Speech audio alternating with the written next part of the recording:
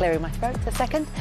This is what the table looks like at the end of this weekend's Premier League action. The gap between leaders Liverpool and Arsenal now at 12 points after Arsenal's win, but it still looks all but certain that Liverpool will be crowned champions. The race for European football couldn't be much tighter. Just 5 points separate Chelsea in 4th to Bournemouth in 10th. It means that any of those teams could still secure a Champions League spot next season and have a decent chance of doing so. At the other end of the table, none of the bottom three won. Wolves continue to pull away. They're now 9 points clear of the relegation zone. We will be discussing their survival hopes, which look pretty strong, in part 3. First, though, we're going to start with Newcastle United in the race for a Champions League spot yesterday, and they finally ended their 70-year wait for a domestic trophy. Here in the studio with us, Darren Lewis is here, Shay Given is here, still celebrating. A double celebration, St Patrick's Day, and Newcastle getting their first domestic trophy in 70 years. Wear a full green jumper and maybe black and white at the back. We were hoping you'd have at least a shamrock pinned on somewhere. Buying into all the stereotypes. That's all we needed. It's been a good 24 hours. It's been an excellent 24 hours for Shay. An important Wrighty. It's hard to overstate what that means. Well, you could see what it meant because it felt, I don't know, even I was watching it, you felt there's a kind of emotion that kind of took over because the people were so happy.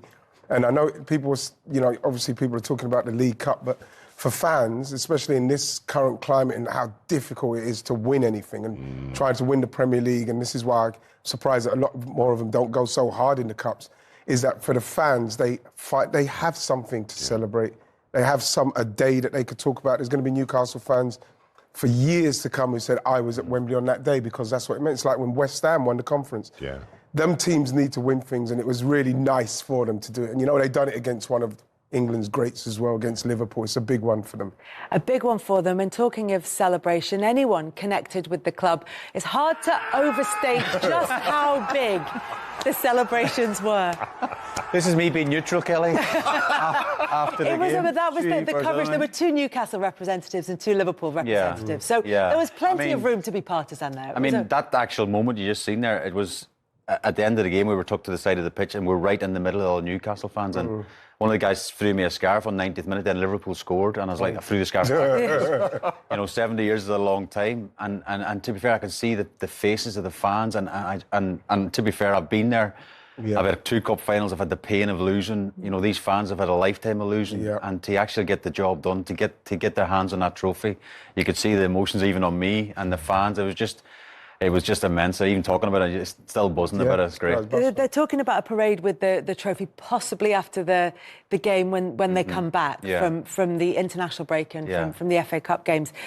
But it's going to be really interesting to see what happens now in the league and whether or not that's something that can really spur them on, give them confidence, they can ride that wave, or if all that energy and emotion has been expended and could cost them. Well, again, it's back to Eddie Howe, the manager, who's done an amazing job. He has to get them back down to earth. I think the next game is home to Brentford, isn't it? Yeah. And they've won 5 on the bounce. That's midweek, that one, isn't it? So it's going to be a tough game. And the parade, I think they're talking about whatever might be the weekend before that. So there'll be lots of celebration. You can imagine the city of Newcastle, even today, they'll still be celebrating now. But yeah, they've got to enjoy the moment, Kelly. 70 years, Eddie Howe will they say, be able to walk on water, be walking across the Tyne if he wanted to today, because, he has dedicated a lot. I know that's his job as a manager, but he's every sort of minute of the day, and lucky enough to spend some time with them after the team and the staff and the players after the game to celebrate, and it's a bit of a party last night, and they were just all emotional, and the hard work that, people don't see. We just see them down, at the weekend for 90 minutes or whatever it is.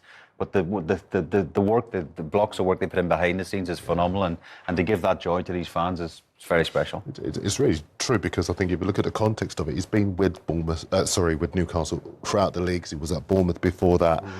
And he knows what it is to do the hard yards. His inspirations for Sean O'Driscoll, who's one of his first coaches at Bournemouth, and the basketball coach, John Woodham, who's taught him all about man management, getting to players' lives, understand the players, and really get players to commit to what you're trying to do. And that's what he's done. He's the first English coach to win a trophy for 17 years. Got to go back to Harry Redknapp in 2008 with Portsmouth in the FA Cup.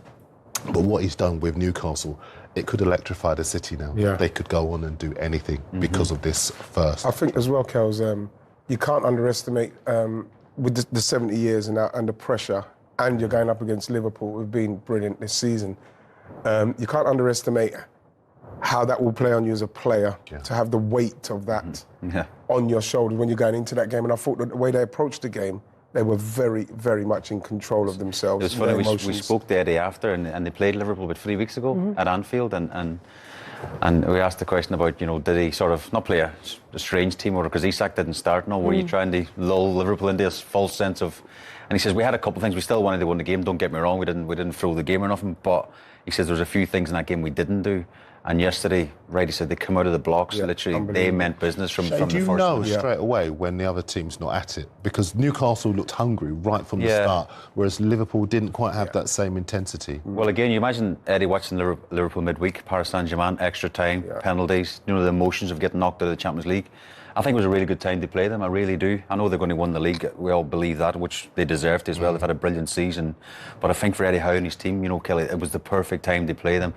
Probably thought if we come out faster to the blocks and really put our power and strength in them, and Arne Slot mentioned after we couldn't press them because they didn't really went quite direct, and Eddie didn't shy away from that. They missed the press, and I just think the energy level, the midfield, Bruno Guimaraes and Joe Linton and Tonali in midfield were immense, weren't they? Fantastic performance.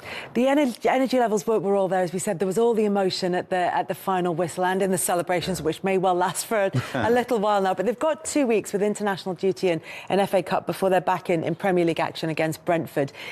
The thing is that there is the emotion, there's the brilliance of winning a trophy, to take that first piece of silverware, of domestic silverware in 70 years.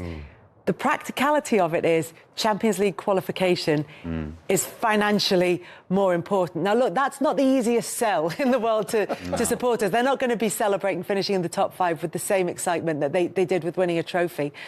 But this has to turn into results in the league as well, consistently between now and the end of the season, because this is so tight. There isn't any room for anybody to slip up. No, I mean, you set it up when you were talking about the 5 points between the 4th place and 10th place, 7 points if you include Brentford in 11th as well. And as far as Newcastle are concerned, it's quite interesting the psychology of Liverpool going out of the Champions League and how the emotion from that was carried alike. Well, maybe it might be that the euphoria from winning this is a momentum driver going into the next few games, because the players will believe they can do anything. They've beaten, take out Trent and Conor Bradley. That's pretty much a full-strength Liverpool side. And they've gone to Wembley. And actually, I know Chiesa scored late on, but they were full value for the 2-1 win. I think they were value for a bit more, actually. And I just think that the quality is in the side. After Brentford, they got Leicester 0 afterwards. Sorry, Leicester. But they don't score any goals, and they always concede goals. So Leicester 0. Yeah, so did I. It's That came late to me for some reason. Me too. That was good. Now we've got it ready. Now we can laugh. I'm quite interested to see how Newcastle react to that win, because, like Darren rightly says, the euphoria of that win, and there's almost like a valve that's released, like, we can react. You don't want to relax now. I think they should use the energy they had leading into such a big game with such pressure, and overcame it. That's what they should bring now into the league, because you look at it, there's so many teams that could be involved in that. Even you look at Brighton. Brighton could be amongst it. It's like. Well, and Chelsea dropping points as well just means it's open. It's not even so much about Chelsea's chances. It's more about the chances of the teams around them and the encouragement it can give teams like Newcastle. That, I mean, normally the kind of, if you like, superpowers like City, like Chelsea, you're terrified of them because they've got so much quality, so much financial power. Chelsea can't keep clean sheets. They've got problems with the goalkeeper. City are betting in a new team. They're still in transition. It's the biggest chance I can remember for two of the so-called mid-ranking sides to get into the elite European competition. I think Bournemouth have got the best goal difference of the teams outside of that top 4. So they've got a terrific chance now that Zabani's back at centre-half from the 3-match suspension that he had. I think it's going to go to the wire, and I couldn't say with any certainty that either Chelsea or City will make it. There we go. Sue, let's come to you first, just to give an overview, not from an Evertonian point of view, but an overview. It was only a few weeks ago we were talking about Liverpool's quadruple chances. The lead in the Premier League, significant, is it? Is this enough to stop questions being asked about, I don't know, Liverpool blowing up or... Yeah, absolutely. I think, if you'd have spoke to probably most Liverpool fans at the start of the season, bringing in Arne from Jurgen Klopp. I think they thought it was going to be a transitional year. So I think if they'd have said to them, you were going to be so far ahead in the Premier League and potentially going to win the Premier League, I think they'd have been delighted with it. I think just the fact that, obviously, we did speak about the quadruple, at the start of the year and the opportunity to do that would be something amazing. So, of course, it's disappointing going out to PSG on penalties, and then, of course, it's disappointing then to lose a final. But I do think it's difficult to criticise Liverpool because of what they've done. And I think more, obviously, we've praised Newcastle, but praised Newcastle and the way that they approached the game and probably stopped Liverpool doing what they wanted to do and the way that they wanted to play. So, yeah, of course, it's disappointing for Liverpool fans, but I think looking at the performances in the league so far this year and what they've achieved so far, I think Liverpool fans will still be delighted with what could potentially be. We mentioned earlier that you were at this game, Stephen. We talked about how well Newcastle approached this. But what was it with Liverpool? Was it just one of those games where sometimes it's just not right? Or is there something more to it? No, I think there's a little bit of a pattern from last season as well, where you look at Liverpool fatiguing towards the end of the season, not quite being at the best. I think if I spoke about this yesterday, if Arne Slot could go back a week, would he change his starting lineup against Southampton? He made 3 changes going into that Southampton game, and they struggled in that game off the back of the Paris Saint-Germain away game. And you think, would he have changed it and have more trust in his squad players? And when I talk about squad players, I'm talking about Chiesa, Darwin Núñez, Harvey Elliott. Would he have given those players more of an opportunity, Endo within that group of players, and said, do you know what, the bigger picture is that we should win the league. We've got a 12-point, 13-point difference going into that game, into the Southampton game. If we win that game, which we think we should anyway with our second team or second-rate team, we should be okay. The focus is going through in the Champions League and having our players as fit and as ready as they can be for that Champions League game, but also as well winning a trophy and winning the Carabao Cup, and would it being a little bit fresher? Now, it's great hindsight. It's a magnificent thing that we can sit here and say that. He obviously felt that he wanted his players to have that game time and that sharpness, and he felt that perhaps might have been better for them, because the couple of times he has had breaks and he has been able to rest the players, they've struggled in the next game and they've not really hit the heights that he'd hoped they would. So he's trying to find that balance. And it's not worked out for him this week. I think it's something that he will learn from, though. I think, the experience of that, the experience of, being in those competitions and like the Premier League and then the Champions League and then the final. Of course, yeah. And because we praised him, didn't we, for learning from after the international break, where he didn't rest the players that had travelled a distance and they lost the game against Nottingham Forest. And then the next time they played in the international, he didn't do that. So it's just learning from those things. But Endo, would he do who did you mention? Endo, Elliott, Chiesa, all started the Plymouth game. Yeah. Yeah. So maybe he's looking at it going, I don't know. But you can't judge off one game. You can't just be that type of manager is like, oh, well, you didn't perform against Plymouth. You're never playing for me again, or you're never going to start a game again. There's an element of, okay, well, you knew that was a bad performance. I'm going to trust you again to be able to do it. You look at the youngsters who progressed last season in the competition, who were given that trust to play. I think you've got to give the players that element of trust to be able to put things right as well. If they can't put one game, if they can't play one bad game and lose and then lose the trust of the manager, you've got no chance in football. The manager's got to accept that you have off days, and that is part and parcel of football, and that's what happens. They'll have been disappointed with the Plymouth game, the players as well. But listen, it's one of those situations again where we can look back on it now and talk and say, maybe could have just changed things ever so slightly. And I think the problem with the Plymouth game was more the fact of who he had on the bench. Because I think if you'd have had the players on the bench to come on and change it if they needed, that was the difference. Because Man City did it, didn't they? They rotated, but they had the players on the bench that if things did go wrong, you know, they could bring on your Haaland, your De Bruyne's. So I think that was probably more. And again, it's just stuff that he's learning. It's his first season in the Premier League, so he's learning these things all the time. So you think next year that'll be something that maybe he will do. I get that point, but there is an element of you're a top manager, so it's. I get the argument about learning about the league and understanding that the Premier League is more competitive and you probably can't get away with sort of coasting through games and seeing it in a different way.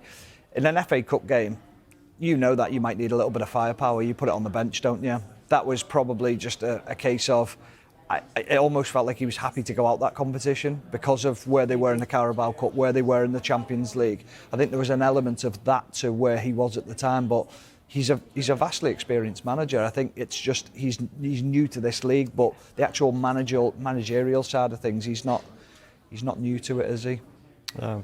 You talk about players on the bench. Lots of talk about those substitutions from Arne Slot. He's been praised a lot this season for smart changes.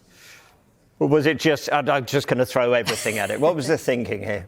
Yeah, it's been a difficult. Well, it's been great at times from Arne Slot in the way that he's changed the positions of players and he's changed the personnel and changed the system.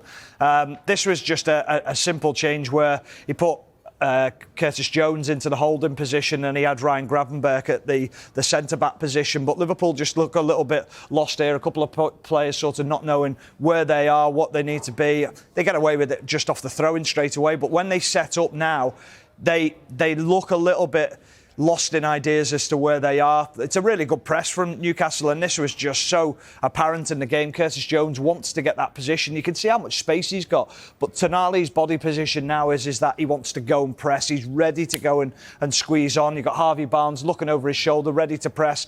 Liverpool just can't really find that way out, and they end up going long. It's route one. McAllister caught on the ball, really good press, and Liverpool looked at 6s and 7s when they made that change. That this is the worry for me. This area now, this is where it was won and lost for Liverpool, essentially, was that midfield battle. Curtis Jones here, I actually thought he played really well when he came onto the pitch, but you've got to win that battle. You can't be, that's a simple ball going up in the air. Then this position here, Kwanzaa caught out, sort of Harvey Barnes getting that run inside him. Virgil van Dijk with Isak, he switches off as well. The ball into the back post, a lovely ball, and then the pair of them switch off. Probably should score. Good save from Kelleher. But then later on in the game, this is just something that was just so apparent. If you keep your eye on Curtis Jones at the bottom of the picture here, watch his body language when this move goes forward. So they're getting forced back constantly. Hands on the head. He knows this is in doubt now, the cup final. He knows his team's in big trouble.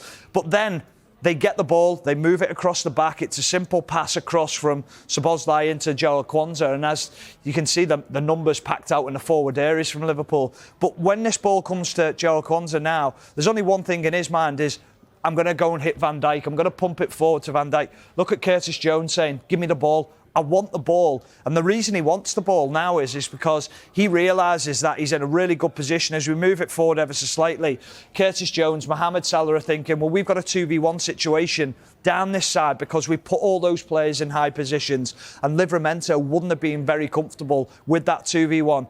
They pump it forward. Look at Curtis Jones's body reaction to the long ball from Joel Kwanzaa. Absolutely furious with it, telling him, be patient. I know it's the later stages of the game, but this is where Liverpool scored the goal, and it was because you've got Darwin Núñez coming into this central position. Now you're asking Dan Burn a little bit of a problem. Dan Burn engaged ever so slightly, and then it catches out Dan Burn and Fabian Schär in that midfield defensive position. But what you've now got is you've got a runner beyond in Chiesa, who came onto that pitch, who I thought was absolutely brilliant when he came onto the pitch because he gave Newcastle a real problem. He just left it a little bit too late, did Arne Slot, to make those changes? We talked about those performances of Dan Burn and Tino Livramento earlier. The flip side, was it the job that they did, or what was going on for Mo Salah? The stat for him is not good reading in major finals. He's just got one goal in 9 major cup final appearances for club and country, and I think that was a penalty. So is there something about Salah and finals, or did Livramento, Burn, etc. just do a very good job on him? Yeah, I think they did. I think, yeah, of course, you've got to praise the way that Newcastle defended, and Stephen showed it there, the way that they pressed from the front, which didn't allow Liverpool to build up and build through the midfield. They had to often go long, which played into Newcastle's hands. You know, the likes of Burn and, you know, Livramento, whoever, were just winning the ball, and then they were winning that battle in midfield, picking up the second balls. I think it's difficult to highlight Mo Salah and say, you know, it was just him that was quiet. I think there was a lot of Liverpool players quiet and probably below par. And it's similar to when we praise Mo Salah and we say, oh, well, he was one of the standouts. It was very much a team thing. I think Liverpool as a team were just off it, both on and off the ball. They just weren't quite themselves. And yes, part of that was down to Newcastle, but part of that was just down to Liverpool, just weren't at their best. So I think it's difficult to probably just highlight Mo Salah, because I think he's been so brilliant this season and we've praised him so much, haven't we? Yeah, I think there's just a period where he's had a lull at the moment. I look at the two Paris Saint-Germain games. Nuno Mendes marked him out of the game on both occasions, made it very difficult for him. I thought he was poor, didn't turn up to the final yesterday, struggled within the game. It's been a tough sort of period for Mohamed Salah after being so prolific in the games, well, in the season. And this is arguably his worst point of the season, when there's most expectancy on your shoulders to perform at the highest level. Fowler, there he is. Fantastic. Very good. Oh, it's afternoon now. Very good afternoon to you, Robbie. Right, first of all, you're down at the Valley. This is very exciting. You're managing a Legends side, which will see the North take on the South. Tell us all about it. Well, on the 1st of June, there's obviously been there's been a game plan for a number of years, actually, and now it's coming to fruition. 1st of June, and North v South. So we were talking about the rivalry and the North v South divide, and potentially now we can get to see who's the best. I'm a Northerner, so we always think we Northern players and Northern teams are by far superior to the South. Now on the 1st of June, we've got a chance to prove that. This is going to be... Is the game being played sort of midway between, or is it being played in the South? No, the game's going to be at Charlton Athletic Stadium on the 1st of June, so hopefully this is the first of many. I think next year the plan is to maybe try and get up to a northern ground. But the first of many is going to be on the 1st of June at Charlton Stadium. Oh, that's very exciting. It'll put that debate to an end for all time then. While we've got you here, we've got to talk about the League Cup final.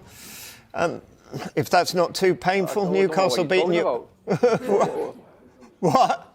Have you got to go? Oh, yeah. No, I don't want to talk about that. What game was that? What game was that? Well, yeah, sorry. Right. Yeah. How disappointed were you in the performance from Liverpool? You know what? Mega disappointed. We can sit and look. We actually praise the players to hilt when they play well, and I think quite rightly we should be obviously give them a little bit of stick when they don't perform. I'm reading reports and seeing reports that the Newcastle wanted it more, and I don't.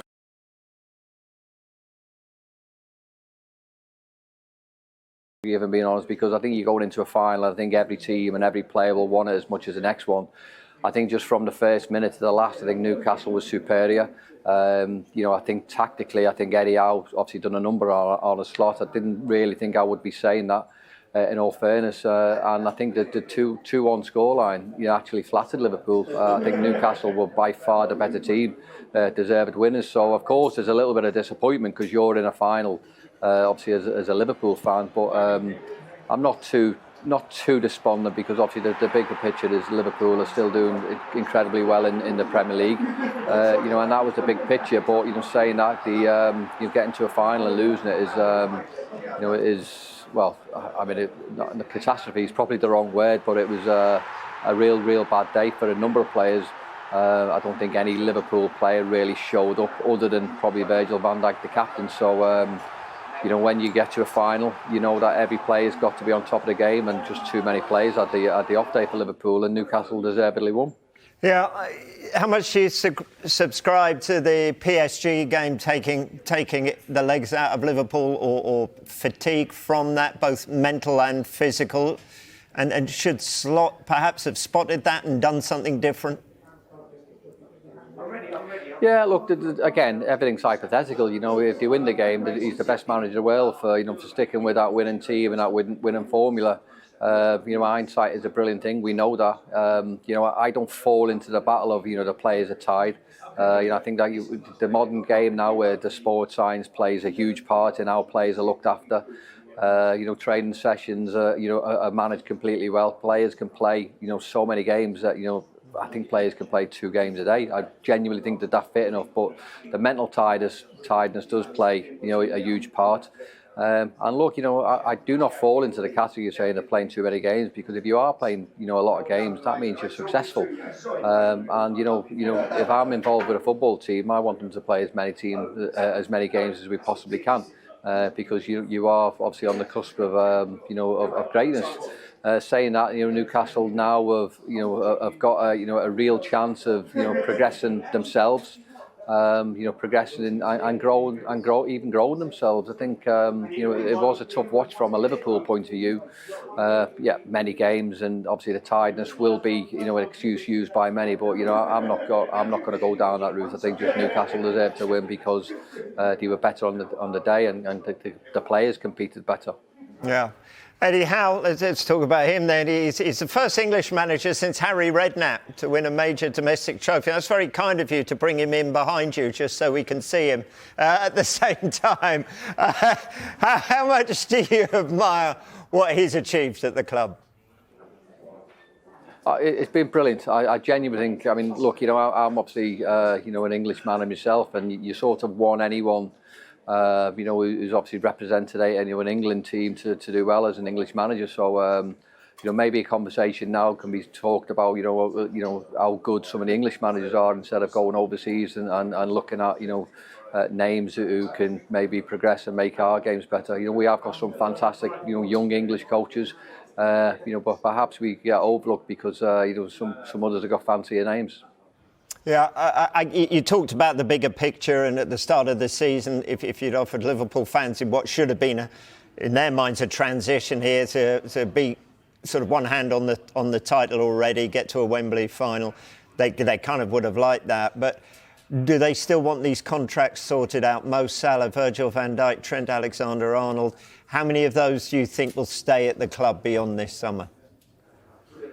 Yeah, well, look, again, speaking from a fan point of view, I honestly don't think all of them will stay. I think, some players will go. Who I really couldn't tell you. I'm a Liverpool fan. I want Liverpool to do well, and I want Liverpool to have all the best players. And when you're looking at, obviously, Virgil van Dijk, Trent Alexander-Arnold and Mo Salah, these are 3 massively important players for Liverpool. So, I know Mo didn't have a great game yesterday. He probably missed Trent, but I think Virgil was probably the only Liverpool player who could hold his head up high yesterday. And you, as a football club, want the best, and you want them to the freedom to sign. I think it's relatively poor from the club in terms of letting these great players sort of get down to a few months left of the contract. And what will be, will be. I look at the history of Liverpool Football Club, and regardless of who's gone or who stayed, I think Liverpool have always sort of been okay in the players that have come afterwards. So I always think no players are big in the football club. That is the case, but there will be a tough ask for players coming in and replacing them. But what I will say is, people were saying it'll be a tough ask for anyone to come in and replace Jurgen Klopp. And so obviously to pay Arne Slot the biggest compliment, we haven't missed Jurgen, so that could obviously be the case with players. Yep. Robbie, thank you so much for joining us. Looking forward to this game. North v South, that was going to be amazing. Thank you very much.